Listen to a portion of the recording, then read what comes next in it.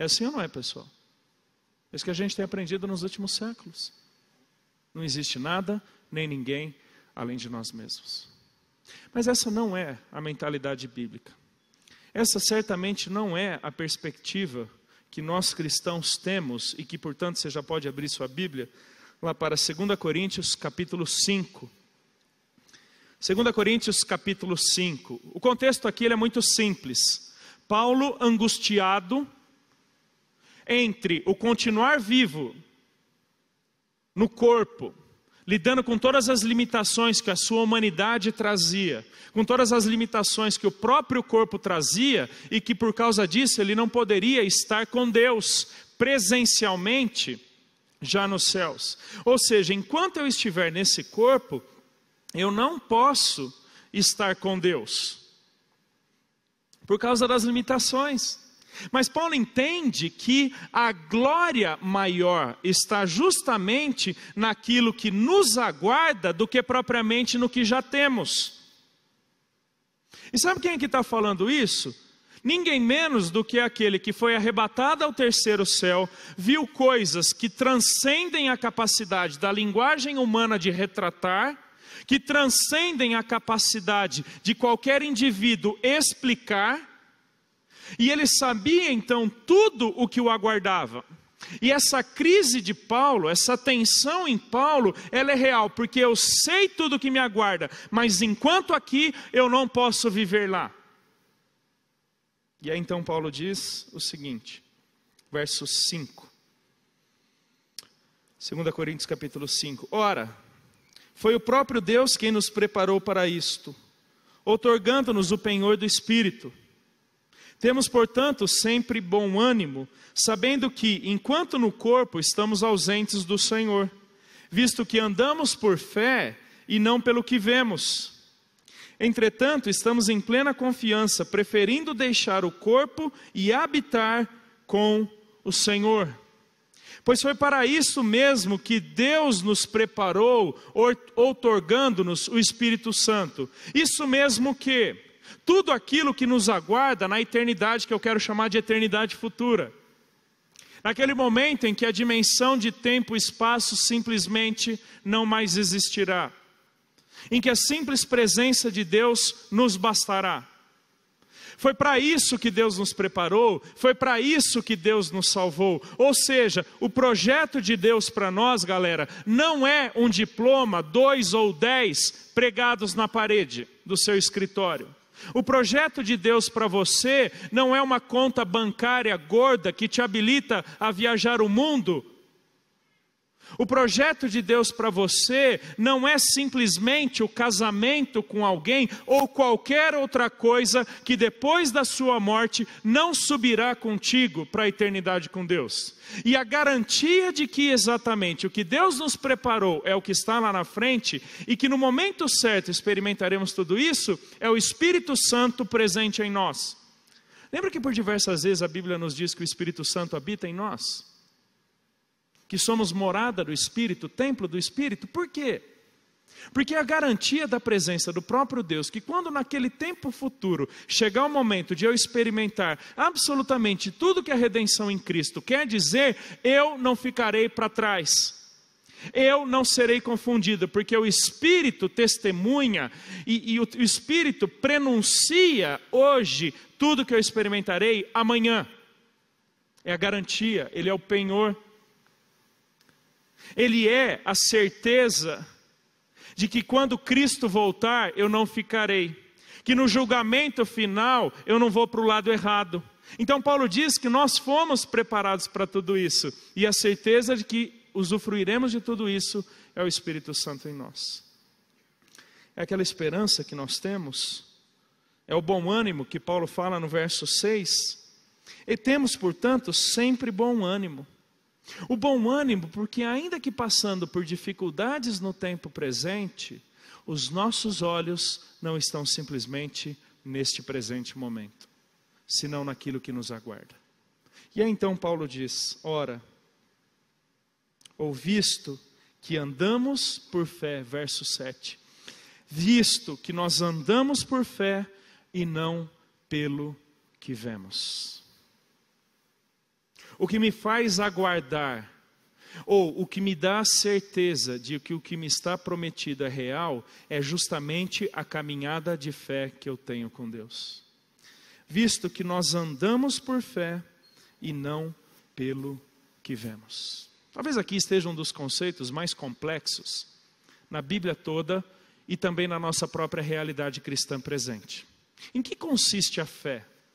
Em que consiste uma vida de fé com Deus?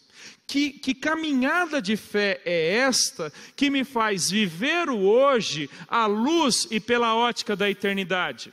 Uma fé que não se apalpa, uma fé que não se materializa, mas uma fé também que não é ilógica, irracional ou inacessível. Que fé é esta? Tem alguns fatores aqui que a gente precisa pensar. Primeiramente, a fé tem sido muito mal definida ou interpretada nos dias de hoje. Para muitos, fé não passa de um pensamento positivo. Ou seja, eu tenho que acreditar muito, porque se eu acreditar muito, Deus fará por mim. Isso não é fé. Galera, isso é pensamento positivo. E pensamento positivo não te dá absolutamente nada. Fé não é simplesmente ter atitudes espirituais, porque você pode muito bem orar sem crer no que ora. Você pode muito bem ler a sua Bíblia sem acreditar naquilo que você lê. Você pode até levantar suas mãos, cantar para Deus, mas se quer pensar na realidade ou na proximidade dele para com a sua e a minha vida. Então, ter atitudes espirituais sem fé não quer dizer absolutamente nada.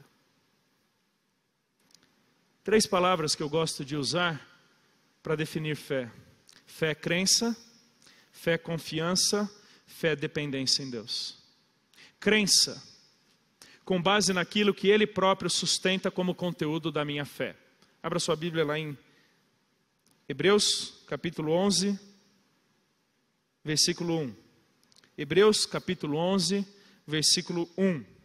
Ora, a fé é a certeza das coisas que se esperam, a convicção de fatos que se não veem. Preste atenção nessa expressão, certeza, porque ela quer dizer conteúdo ou substância, aquilo que dá substância ao que eu não vejo. Ou seja, a fé, embora vivida no tempo presente, ela lida predominantemente com coisas que nos transcendem. Paulo vai dizer em Romanos 8, 24 e 25, que na esperança nós fomos salvos. Ora, esperança que se vê ou que se apalpa não é esperança, porque como pode alguém esperar algo que vê? Queridos, nós esperamos o que está além de nós mesmos, e preste atenção, que não depende de nós na garantia da concretização dessas coisas. A fé, então, é o conteúdo, é a substância, é a essência de tudo isso.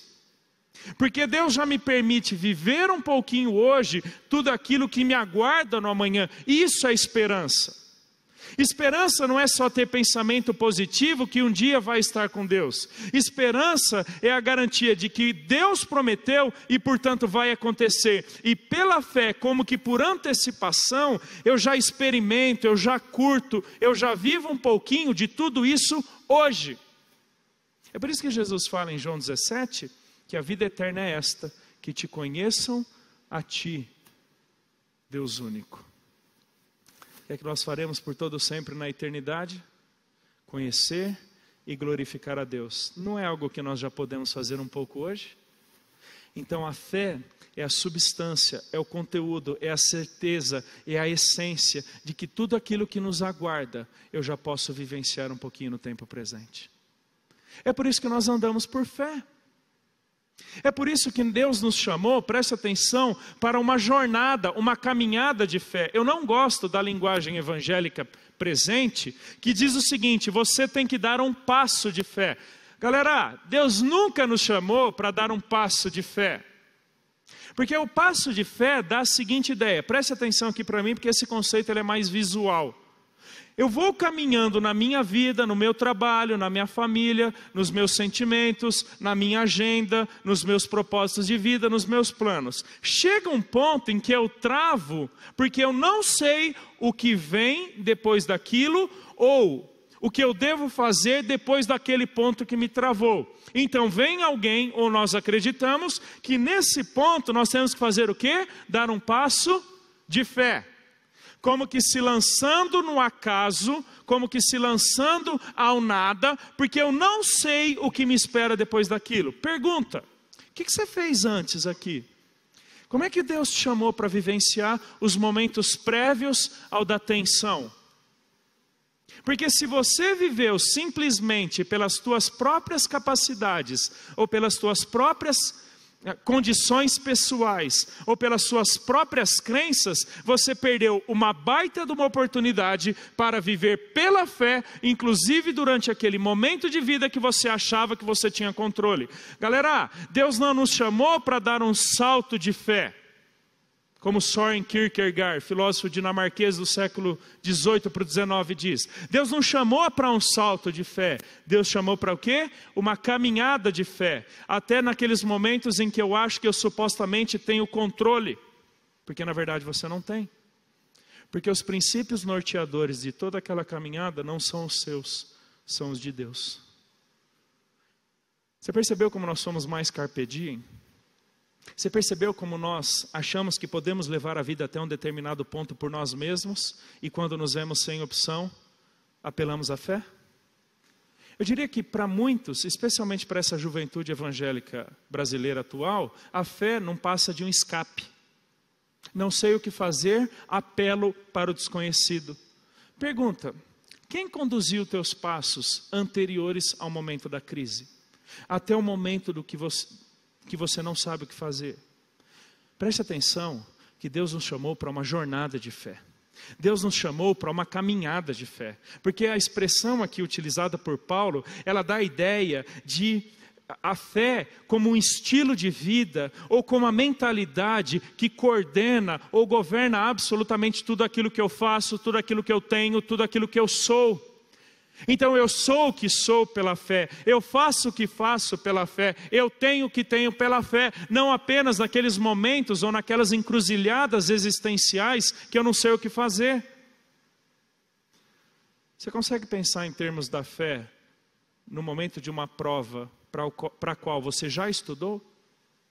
Ou você acha que você vai orar para Jesus voltar quando você não estudou para aquela prova e seria uma boa hora para Jesus te buscar?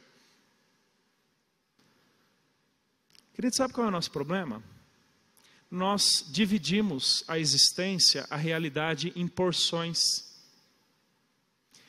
Nós temos a vida do trabalho, nós temos o lazer, a vida pessoal, a família, o cristianismo, que não passa de um departamento no meio de tantos outros. Então a fé, ela está restrita ao cristianismo, porque todas as outras dizem respeito simplesmente à expressão da minha humanidade, da minha capacidade. Então a fé, ela está reclusa ao cristianismo, ela está reclusa à vivência dela predominantemente no contexto da igreja, porque todas as outras são vividas por mim mesmo.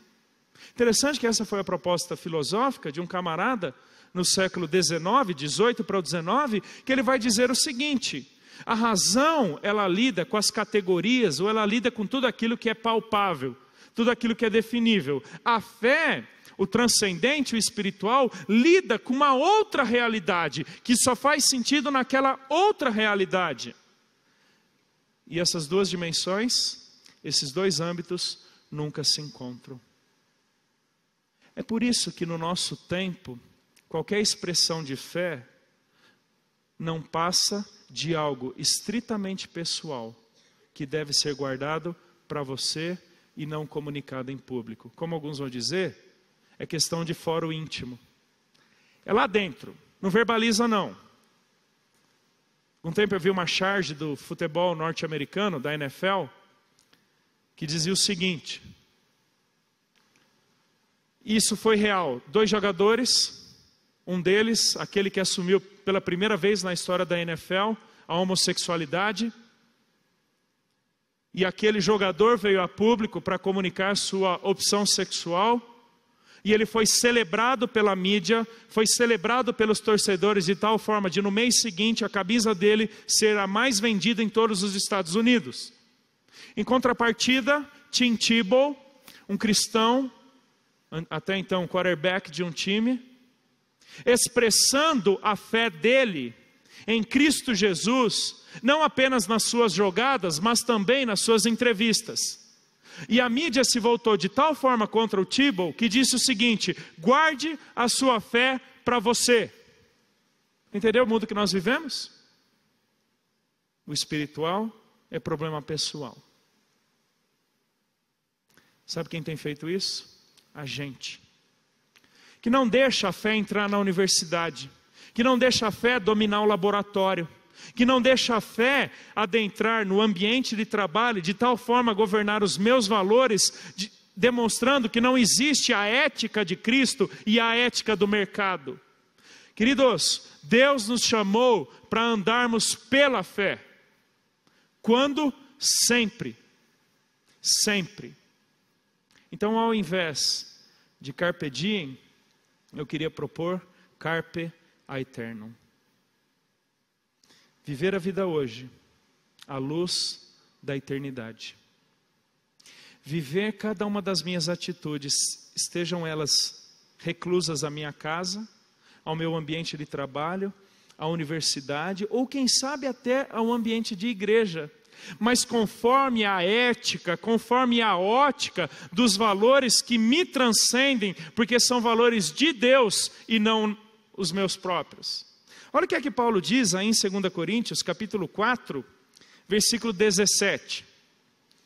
2 Coríntios, capítulo 4, versículo 17 e 18, diz assim: porque a nossa leve e momentânea tribulação produz para nós eterno peso de glória, acima de toda comparação, não atentando nós nas coisas que se veem, mas nas que não se veem, porque as que se veem são temporais, e as que se não veem são eternas.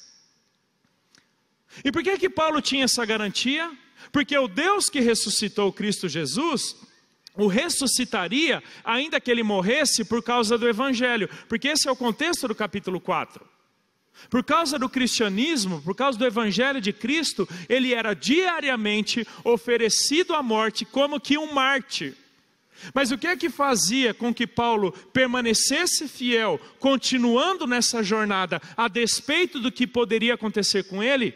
Justamente a convicção que o Deus que ressuscitou Cristo dos mortos, o ressuscitaria para uma vida que vale a pena, além do material. Porque as coisas que se veem são temporais, as que não se veem são eternas. Queridos, nós não vivemos pelo que está no nosso dia apenas. Horácio falhou nesse ponto. Sociedade dos Poetas Mortos falhou nesse ponto. Porque nós sabemos o que nos aguarda depois disso. E o que é que nos sustenta nessa esperança? O que é que nos sustenta nessa perspectiva? A fé. E preste atenção, que a fé, ao longo de toda a Bíblia, você pode fazer esse exercício depois, tem dois únicos objetos. Ou seja, dois únicos objetos dignos dela própria: Deus e sua palavra. O que isso quer dizer na prática? Que você não tem fé em pessoas, que você não tem fé em circunstâncias, que você não tem fé em capacidades. Você tem fé em Deus. Por exemplo, você jovem, que está estudando, se matando de estudar para o vestibular. E você tem fé que você vai passar, porque afinal de contas, você estudou. Essa é a mentalidade mais comum da nossa sociedade, meritocrata. Fez por merecer. Relação de causa e efeito. Pessoa certa na hora certa, curtindo ou aproveitando a oportunidade certa. Pessoal, isso não é Deus, não. Você não tem fé que você vai passar na universidade. Porque se você não passar, você pode se frustrar com Deus. Então você tem fé em Deus, que sabe a história da sua vida e que ainda que você não passe naquele momento na universidade, nem por isso Deus te abandonará. Você não tem fé que você vai conseguir um trabalho. Porque pode acontecer de você não receber o trabalho que você queria, no momento que você queria, ganhando quanto você queria. Mas você tem fé em Deus, que conhece tuas necessidades e as supre exatamente do jeito que Ele quer. Você entendeu que o problema da nossa fé é que nós a colocamos na coisa errada ou na pessoa errada. Você não tem fé que aquela pessoa que tem influência num departamento do governo ou daquela pessoa que tem influência numa empresa conseguirá para você aquela oportunidade profissional, porque essa pessoa pode te frustrar e, portanto, a sua fé estará fadada ao fracasso. É uma fé vazia, porque qualquer expressão de fé que não é em Deus, certamente dará errado. Deus é o objeto da nossa fé. O Deus que tem poder sobre um câncer, porque ainda que eu não me veja curado deste mal, nem por isso serei abandonado por Deus. Porque as nossas leves e momentâneas tribulações produzem para nós eterno peso de glória, porque nós não vivemos pelo que vemos, mas por aquilo que cremos. Nós não vivemos por aquilo que temos controle, mas por aquilo que nos transcende. Isso é carpe eterno. É quando então eu permito que os valores eternos, aquilo que Deus estabeleceu, que me aguarda após a morte, interfiram o meu dia a dia. Pessoal, a morte na perspectiva bíblica não é o fim da existência humana, senão a reticência para continuidade dela no depois de tudo isso daqui, entendeu? A morte é o que nos habilita a vivenciar tudo o que Deus nos prometeu, que nos está predito lá na frente. O que é carpe eterno? Eu vivo hoje, eu vivo a faculdade, eu vivo o namoro, eu vivo o casamento, eu vivo os planos, conforme os valores, conforme a ética, conforme a ótica da eternidade. Sabe por quê? Porque se a nossa vida em Cristo resume-se apenas a esta vida, se a nossa esperança em Cristo limita-se a este tempo, somos os mais infelizes de todos os homens. 1 Coríntios 15, 19. Você sabe por que está cheio de cristão deprimido? Você sabe por que está cheio de cristão questionando o interesse pessoal de Deus? Porque vive a vida simplesmente pensando no agora. E Paulo já disse, se a nossa esperança em Cristo limita-se apenas ao agora, você é o mais infeliz de todos os homens. É interessante que a expressão usada por Paulo quer dizer, você é o mais digno de compaixão, porque você é o mais miserável. Me permitam a expressão, porque esse é o significado, o mais desgraçado dentre todos. É por isso que o número de ex-evangélicos cresce no Brasil. Colocaram a sua fé na coisa errada, não no Deus eterno. Colocaram a sua fé na simples relação de causa e efeito, do que eu faço ou mereço pelo que fiz, e não em Deus que o sustenta. Queridos, Deus nos chamou para uma jornada, uma caminhada de fé, que não é oposta à razão, porque a minha razão não vai até um ponto e a partir dali eu preciso crer pela fé. Essa linguagem evangélica ela não faz sentido.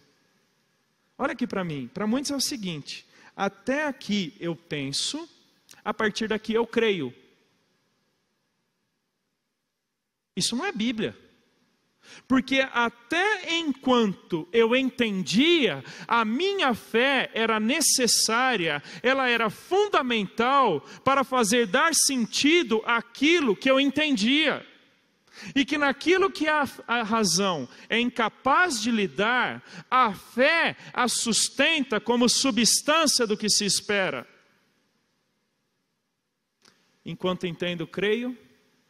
Enquanto creio, entendo.